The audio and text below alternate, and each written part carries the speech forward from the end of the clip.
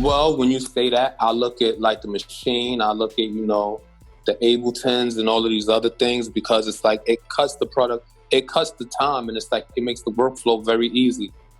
Like even using the Machine, it's like, people were still using a regular MP, and I was using the Machine, like, yo, it's not analog, that's digital. Why do you? And it's like, I didn't really care, because it's like, I always believe if you're a producer, you create the sound that you want to create.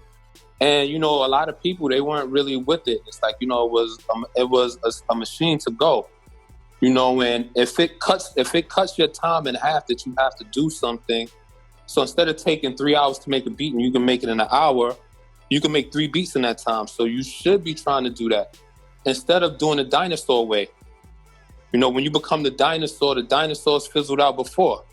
Don't be one of those dinosaurs. Like I say, even now with this is the perfect way, to do interviews. That's why it's like now I don't mind doing interviews, because it won't take as long.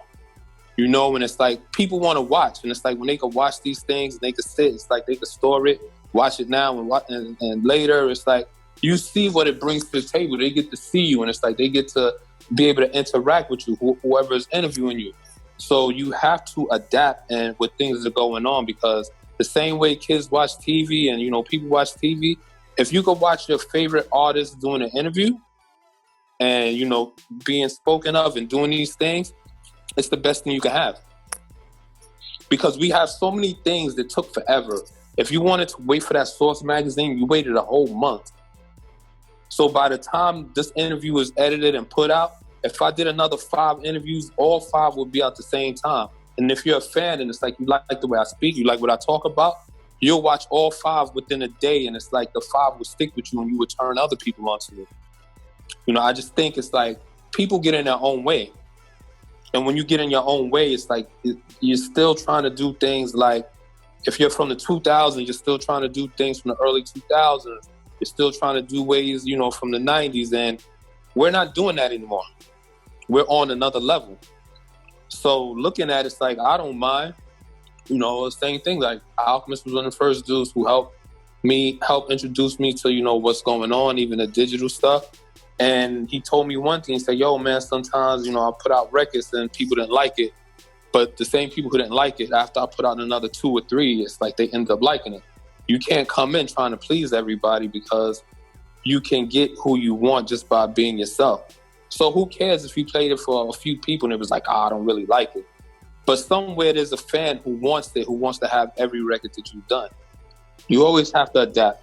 You adapt to change or adapt to die. The first thing, if you're older, the first thing I always say is like, yo, pay attention to your monitor, which is like the younger person, and see how they're moving. See what they're listening to and see how it's working. When you look at Griselda look like they put out around 40 albums already. I can't say how long it's been in the time, but they're putting out a lot of music frequently, and it's like, you can't hold on to music like it's, hey, this is a $1,000 record. Those $1,000 records are gone now. So the only thing you could do is build your brand up. And when you build your brand up, it's like, it's the same thing. I put out a flyer today to let cats know, like, look, I got an instrumental coming May 1st. I'm getting another flyer ready so they can know that I'm putting out an album on the 15th or the 22nd. After that 15th or 22nd, when that comes, then comes the Flea Lord Project or Danielson, whichever one. I'm not trying to let up. If I have to, and it's like we have enough here where we can, and I'm not going to say you look to, like, we strive for a super perfection of what we try to do instead of putting the music out. So, like, I seen a lot of old heads, they down, like, some of the younger cats. Oh, man, they just throwing music out right away. But the public, that's what the public wants. The public wants you to feed them a lot of music. So do you just not do what the public wants you to do? Or do you do everything that you can? They complain about it. Like, oh, the quality of the music is this. I don't really like it. It could have been hotter. And then what happens is, like, you try to abide by those things and it takes you a year, 2 years. And it's like you're putting out a project every 2 or 3 years. While you got some younger dudes who are putting out a project every month or 2. And meanwhile, these are the guys that they're saying are really hot. Even when you look at the people who trap rap, It's the same thing. You have to adapt. It's like you adapt or you die. And it's like a lot of people, they really don't see that. You know, sometimes the public doesn't want to see you just making songs. Sometimes they want to see you making beats. Sometimes they just want to get on a live or a Zoom with you and talk it where it's like you could talk to them. You know, and it's like, I believe these are the things you keep your fan base by doing these things.